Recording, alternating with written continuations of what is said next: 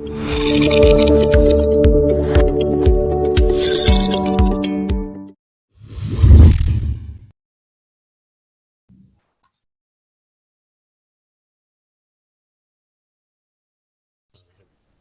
ini saya akan berbagi dengan teman-teman semua mengenai alat-alat mutu atau quality tools.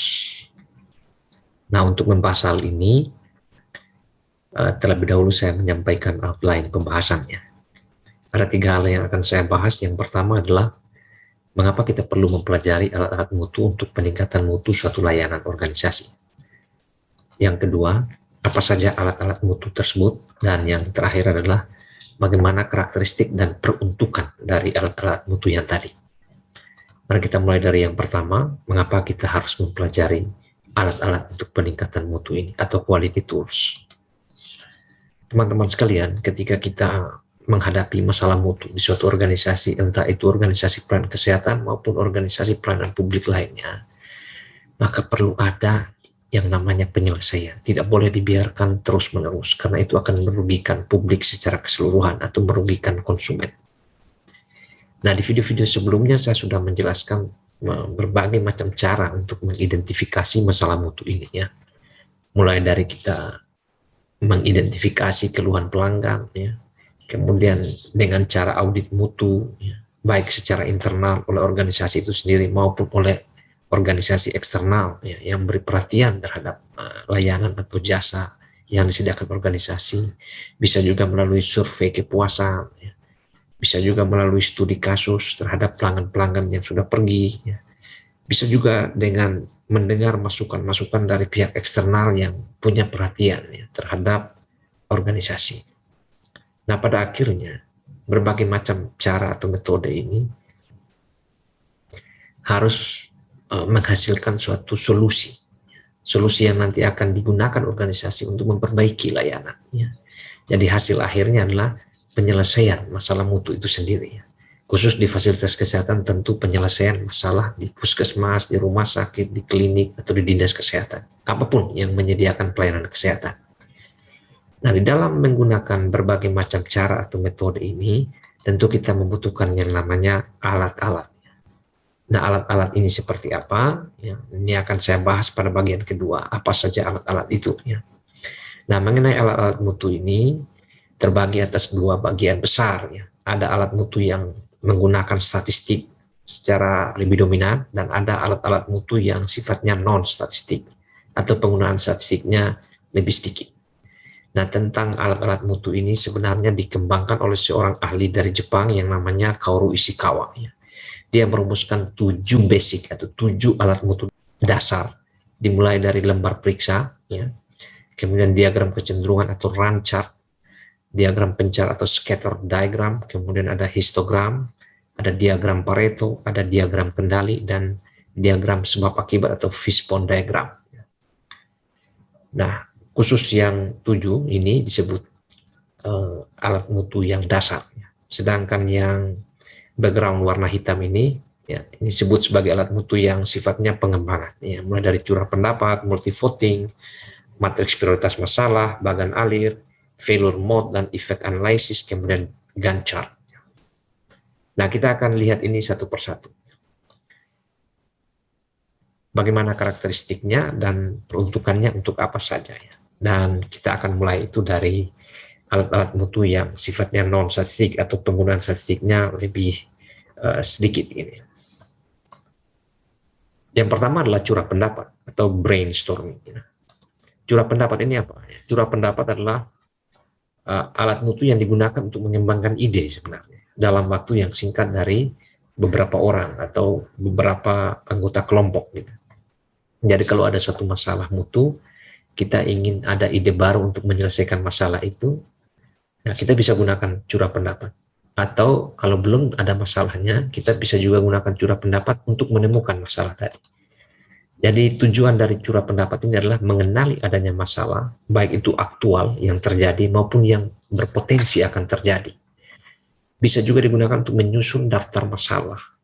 Bisa juga digunakan untuk menyusun alternatif pemecahan masalah. Jadi kita mencari ide bagaimana menyelesaikan masalah itu. Kemudian menetapkan kriteria untuk monitoring. Ya, terkadang untuk suatu program kegiatan itu perlu dilakukan suatu monitoring. Nah, kriteria-kriteria seperti apa yang bisa dipakai untuk melakukan monitoring, kita bisa gunakan curah pendapat untuk menetapkan atau merumuskan kriteria tadi.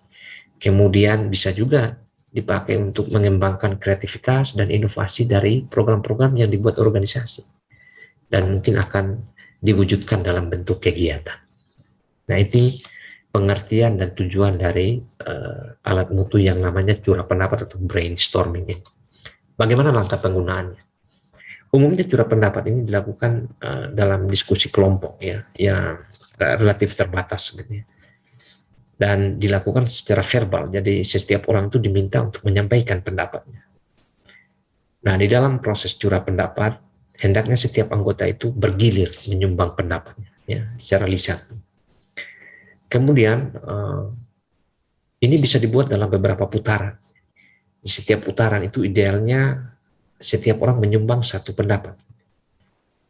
Nah, kalau misalnya jawaban-jawaban dari peserta itu sudah tidak ada yang baru lagi atau sudah tidak ditemukan ide baru, ya mungkin hanya satu putaran. Tapi kalau masih ada yang baru, ya, terus berkembang, maka bisa dibuat beberapa putaran. Ya, jadi kalau ada anggota kelompok yang belum memiliki ide pada suatu putaran, dia bisa menyatakan pas atau bisa menyatakan lewat dulu. Ya. Nanti di putaran berikut baru mungkin dia mengutarakan ide atau pendapatnya. Sampai nanti putaran berikut ketika tidak ada ide baru lagi, maka dihentikan putaran untuk menyumbang pendapat ini. Kemudian di dalam proses curah pendapat atau brainstorming, kritik itu dihindari. Kenapa kritik dihindari? Karena kritik itu akan mematikan munculnya ide atau pendapat. Dan sebaliknya kritik itu tidak digunakan dalam proses ini. Ya. Setelah semuanya selesai, pendapat yang sama itu dikelompokkan. Ya.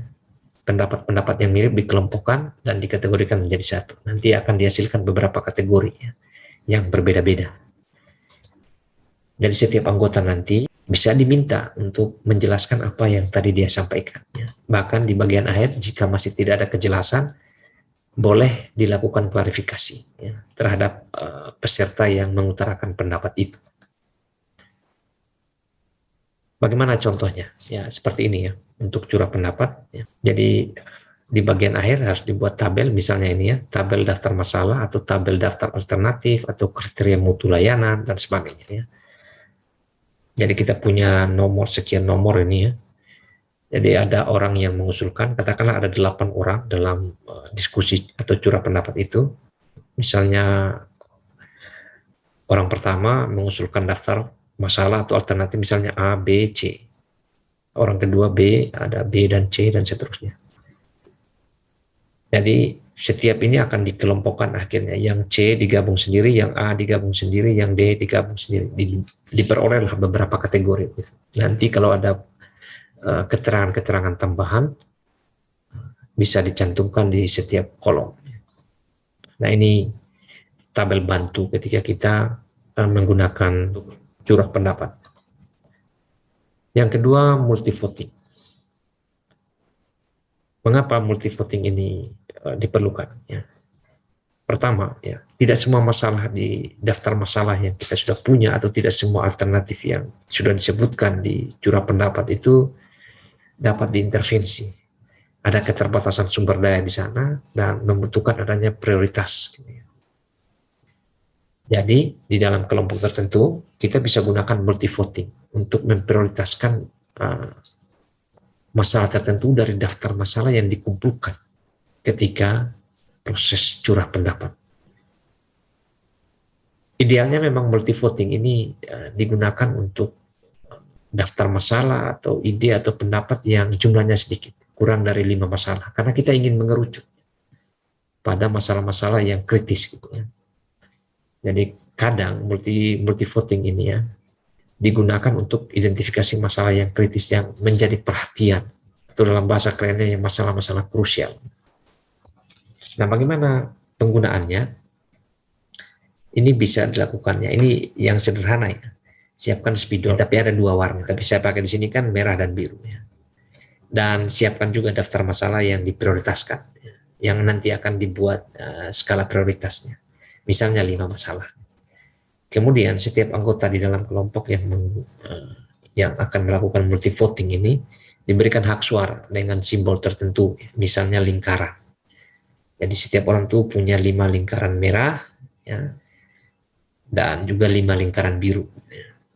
Nanti dia tinggal menggunakannya berapa lingkaran untuk setiap daftar masalah atau ide atau pendapat atau alternatif yang diajukan. Kemudian secara bergiliran anggota itu diminta untuk membubuhkan tanda di lembar masalah. Jadi masalah itu ditempatkan di satu papan di depan. Kemudian setelah semuanya memberikan tanda di lembar masalah, nanti kita lakukan perhitungan nilai dengan ketentuan setiap tanda merah -1 dan setiap tanda biru itu +1. Kemudian hasilnya kita jumlahkan, ya, nanti akan diperoleh mana yang paling tinggi. Nah, itulah yang diprioritaskan. Contohnya seperti ini, ya. Jadi ada tabel daftar masalah prioritas yang sudah diidentifikasi sebelumnya. Tinggal setiap peserta memberikan lingkaran, gitu ya, merah atau biru, gitu ya. Kita pakai 2 warna, merah dan biru. Nah, merah ini tanda kalau lebih banyak merahnya berarti dia kurang diprioritaskan, gitu ya. Sedangkan lebih banyak birunya dia paling banyak diprioritaskan. Nah, perhitungannya sederhana. Kalau merah kan tadi -1, ya. Ini berimbang nih antara yang merah dan biru. Jadi kalau 5 + 5 berarti hasilnya 0. -4 plusnya itu ada 6, ya, berarti hasilnya 2. Jadi dari hasil penjumlahan ini menjadi peringkat 1 adalah masalah E, atau yang menjadi prioritas pertama adalah masalah E. Itu multi voting. Yang berikut matriks prioritas. Seperti apa matriks prioritas? Ini adalah alat mutu yang digunakan untuk memprioritaskan ide atau masalah yang sebenarnya cukup banyak. Kalau tadi multi voting itu yang relatif sedikit. Kalau matriks prioritas ini bisa digunakan untuk masalah yang banyak. Dan kerap kali juga digunakan untuk mengidentifikasi masalah kritis yang perlu mendapat perhatian dalam jumlah yang banyak tadi. Nah, bagaimana langkah-langkahnya? Tentu yang pertama kita harus buat kriteria, tetapkan kriteria untuk penetapan prioritas, misalnya besaran masalah, luas dan cakupan masalah, kegawatan masalah, kemudahan teknologi, dan sebagainya. Kemudian untuk setiap kriteria ini harus dibuat skala penilaiannya, misalnya 1-10, ya. Kemudian kita susun daftar masalahnya dalam tabel, disertai dengan kriteria yang disepakati. Masing-masing masalah diberikan penilaian secara bertahap mulai dari kriteria pertama. Setelah itu dilakukan perhitungan jumlah nilai, dan akan ada perhitungan urutan atau peringkat. Nilai yang paling besar akan menjadi peringkat 1, dan dia akan menjadi masalah yang paling diprioritaskan. Contohnya seperti ini, ya. Jadi ada daftar masalah A, B, C, D, E sampai H. Kemudian kita lakukan penilaian skala 1-10 ya, untuk besarnya masalah. Jadi kalau A ditetapkan nilai 10, ya mungkin masalah yang lain ditetapkan 9 dan seterusnya. Kemudian kita berpindah ke kriteria 2, luasnya cakupan masalah, berikan nilai 1-10 untuk setiap masalah ini. Kemudian kegawatan, kemudian kemudahan, sama, ya. Nanti nilainya bisa lakukan 2, bisa dengan menjumlahkan, ya, mulai dari skor besar, luas, kegawatan, kemudahan di bagian sini. Bisa juga dengan menggunakan perkalian untuk menghindari jumlah yang sama. Setelah itu hasil yang paling besar itu akan dianggap sebagai masalah prioritas atau dia menjadi peringkat 1. Jadi keunggulan dari matriks prioritasnya adalah masalahnya banyak. Oke, yang berikut adalah diagram sebab akibat atau fishbone diagram. Seperti apa alat mutu ini? Yang pertama, ya, alat ini biasanya digunakan untuk mengidentifikasi penyebab masalah. Beda dengan yang lain-lain tadi.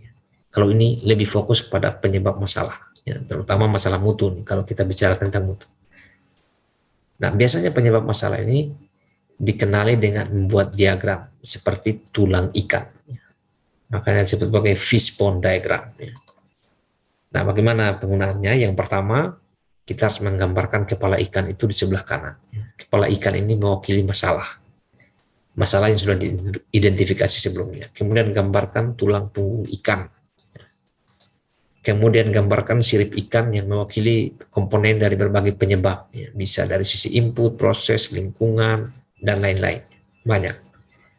Kemudian lakukan curah pendapat. Jadi di sini ada gabungan dengan alat mutu yang pertama tadi, curah pendapat, untuk menggambarkan sub-sub penyebab dari setiap sirip ikan.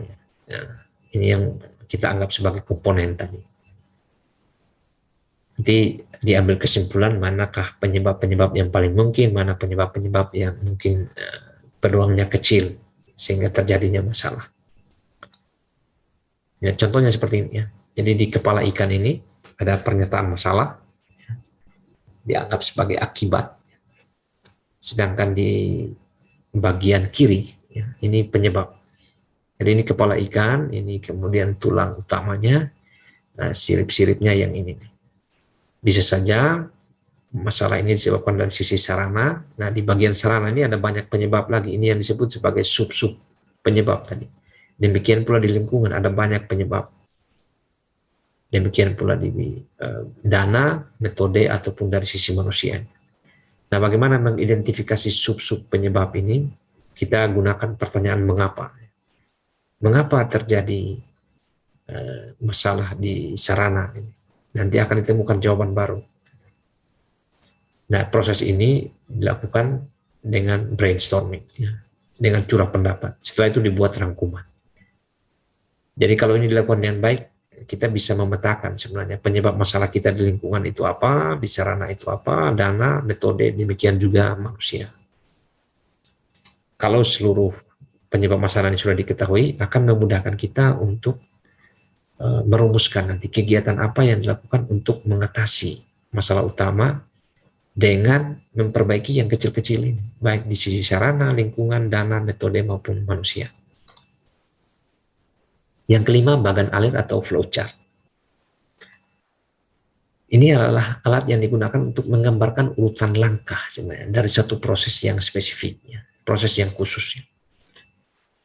Ya, biasanya juga dapat dipakai ya untuk identifikasi masalah, analisis masalah, dan menentukan sebenarnya proses mana yang ideal dari suatu rencana perbaikan. Nah, khusus untuk bagan alir, ada bagan alir yang mikro, ada bagan alir yang makro. Yang mikro ini bagian dari yang makro. Jadi sesuatu yang kompleks ini kalau yang makro. Kalau yang mikro ini yang pendek-pendek atau yang kecil saja. Nah, di dalam bagan alir biasanya menggunakan simbol dan keterangan ya di setiap tahapan yang spesifik ya. Nanti kita lihat simbol dan keterangannya seperti apa. Nah, ini contohnya ya. Misalnya, alur pelayanan izin pendirian rumah sakit, puskesmas, dan klinik di suatu dinas kesehatan di kabupaten ini. Yang dimulai dengan pemohon, ya. Setelah itu dia menyerahkan berkas persyaratan, ya. Diperiksa apakah lengkap atau tidak. Ya. Jika lengkap, maka akan dilakukan visitasi ke rumah sakit, visitasi ke lapangan. Jika tidak, maka perlu ada perbaikan terhadap berkas untuk diserahkan kembali dan diperiksa. Bagi yang sudah lengkap berkasnya, nanti akan dilakukan visitasi atau kunjungan lapangan. Hasil dari kunjungan lapangan bisa jadi memenuhi syarat, bisa jadi tidak memenuhi syarat.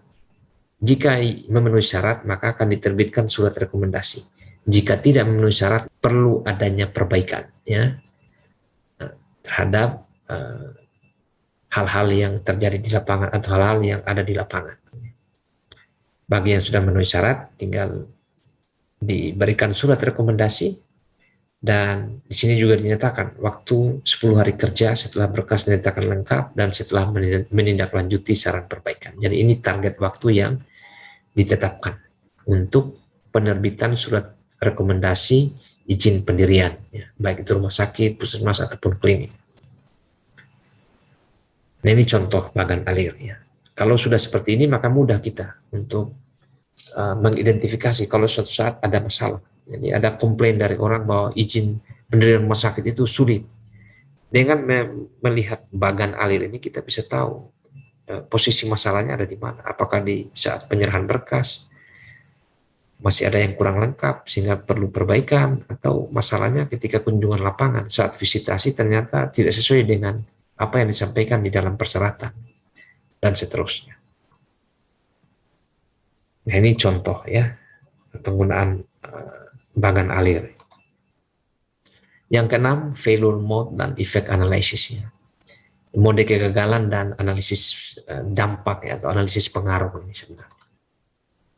Nah, alat ini biasanya digunakan untuk mengkaji suatu desain atau prosedur ya, prosedur layanan secara rinci dengan cara apa? Mengenali bentuk kegagalannya.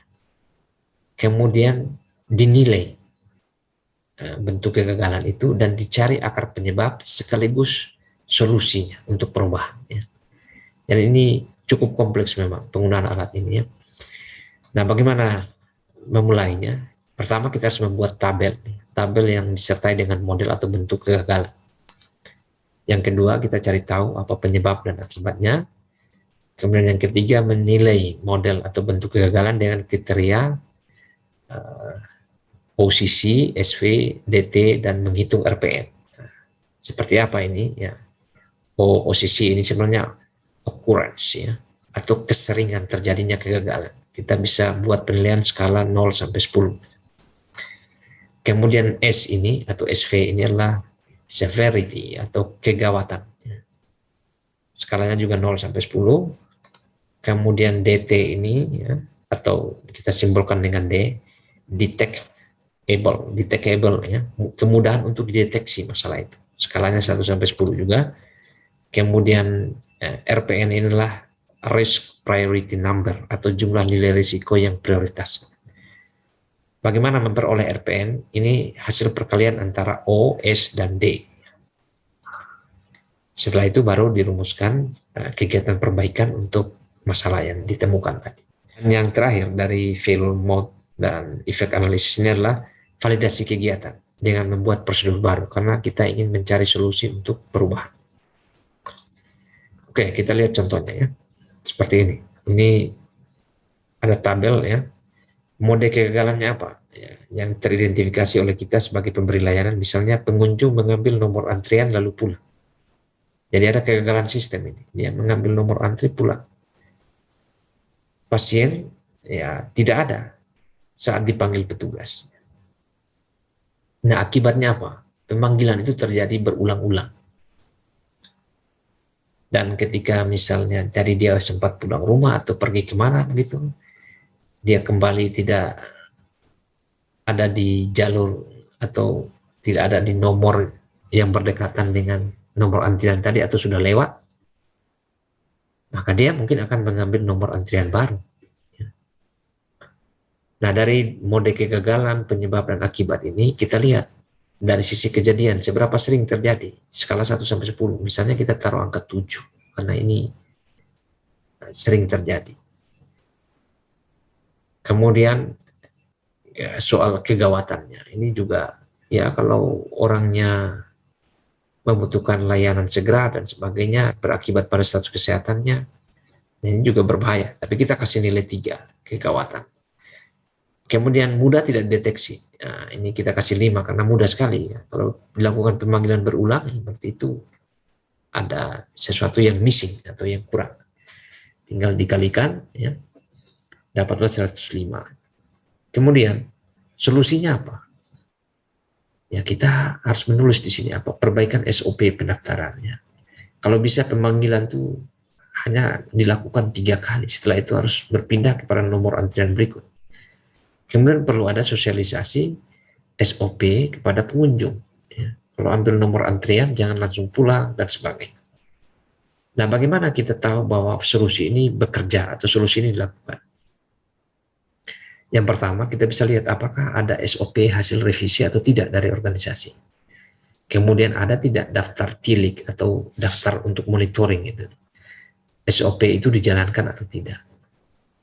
Nah, ini contoh pertama ya, penggunaan dari failure mode dan effect analysis ini. Dari mode kegagalan sampai dengan akibatnya, kemudian solusi dan indikator validasi.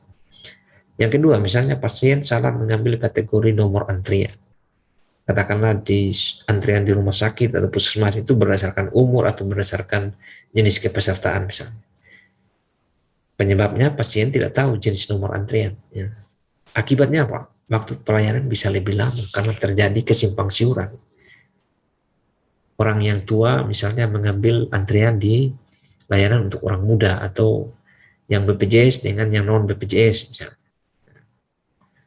Kemudian waktu petugas habis untuk menjelaskan ulang kepada pasien bahwa ini salah. Nah, dari sisi keseringan terjadi, misalnya kita taruh angka 9, ya, karena banyak sekali ini terjadi. Kemudian dari sisi severity-nya, kegawatannya ya tidak terlalu gawat juga. Jadi kita kasih nilai 2, kemudian mudah tidak dideteksi. Ya, ini agak sulit dideteksi. Biasanya kalau ambil nomor antrian, orang diam-diam dan seterusnya. Gitu. Nanti kalau sudah sampai di loket pelayanan atau di poli baru kemudian bermasalah. Kita kali dapatnya 45 misalnya. Nah, solusinya apa terhadap mode-mode kegagalan ini? Ya, kita perlu sosialisasi ke pasien tentang jenis antrian. Kemudian di bagian nomor antrian juga perlu diberi tanda atau label bahwa ini untuk kategori peserta yang ini atau kategori pelanggan yang ini, sedangkan label yang satunya untuk kategori pelanggan yang lain. Bagaimana memvalidasi bahwa solusi ini dijalankan? Ya, kita bisa mengeceknya dari adanya himbauan berkala tentang jenis dan kategori nomor antrian. Jadi perlu ada pemberitahuan. Kemudian mungkin perlu ada label atau tanda tertentu tentang jenis dan nomor antrian di tempat pengambilan nomor antrian itu. Nah, ini dua contoh ya, penggunaan failure mode dan efek analisis di rumah sakit. Oke, yang berikutnya bagan Gantt atau Gantt chart-nya. Gantt chart ini semacam grafik batang ya, yang digunakan untuk menunjukkan tugas-tugas pada proyek serta jadwal dan waktu pelaksanaan. Dimulainya kapan dan juga batas waktu menyelesaikan tugasnya kapan. Istilah lain untuk bagan Gantt atau Gantt chart ini adalah milestone chart ya, atau project bar chart atau activity chart. Jadi ada banyak istilah. Tapi yang terkenal itu ini. Bagan Gantt atau Gantt chart ini dikembangkan oleh seorang bernama Henry Lawrence Gantt pada tahun 1910 ya. Jadi karena orang yang mengembangkannya itu nama belakangnya Gantt, makanya disebut sebagai Gantt chart ya. Nah, cara membuatnya bagaimana? Ya, yang pertama tentu kita harus identifikasi dulu tugas-tugas yang mau dilaksanakan itu atau tahapan-tahapan pelaksanaannya itu seperti apa. Kemudian nanti kita akan gambarkan sumbu horizontal itu berdasarkan waktu. Yang ketiga, kita tuliskan di bagian pekerjaan disertai keterangan siapa penanggung jawabnya. Dan lakukan pemeriksaan. Ya. Tentu setiap selesai pelaksanaan tugas itu. Ini contohnya seperti ini. Jadi ada kegiatan survei kesehatan nasional misalnya. Tentu ada tugas-tugas yang diselesaikan supaya survei ini berhasil atau survei ini sukses. Misalnya penyusunan proposal, kemudian penyusunan instrumen dan validasi instrumen, kemudian perekrutan tenaga pelaksana survei enumerator, pengumpul data ini. Setelah direkrut, dilakukan pelatihan. Setelah pelatihan baru pelaksanaan survei. Hasil pengumpulan data lapangan, kemudian dilakukan pengolahan data, analisis data, penyusunan laporan, kemudian diseminasi atau penyebaran hasil survei. Nah, terhadap seluruh tugas ini harus ada waktunya, alokasi waktunya. Misalnya ini 1 tahun ya, ada 12 bulan. Jadi penyusunan proposal riset itu bulan 1 sampai bulan ketiga misalnya. Penyusunan instrumen dan validasi 4 dan 5 sekaligus perekrutan tenaga pelaksana misalnya. Dan seterusnya ya, sampai dengan diseminasi hasil survei itu di bulan ke-12. Penanggung jawabnya siapa? Ya. Tinggal tuliskan nama orangnya di bagian sini. Nah, ini contoh penggunaan bagan Gantt. Dengan menggunakan alat ini ya kita bisa memonitor nanti ya, apakah benar di bulan ketiga itu sudah selesai penyusunan proposal riset atau tidak. Kalau belum, dia akan menggeser yang lain. Jadi dengan menggunakan Gantt chart seperti ini kita bisa merencanakan secara lebih baik. Kalau ditemukan ada kekurangan-kekurangan di setiap tahapan, ya kita bisa kemudian mencari alternatif untuk memperbaikinya kembali secara lebih sistematis dengan jangka waktu yang lebih baik gitu ya. Oke, ini Gantt chart. Kemudian bagaimana dengan alat peningkatan mutu yang lain? Ya, dominan menggunakan statistik. Nanti kita akan lanjutkan ya di part berikutnya. Ya. Untuk kesempatan kali ini itu saja dulu. Ya, semoga video ini bermanfaat bagi teman-teman semua. Terima kasih dan sampai jumpa lagi di video-video selanjutnya.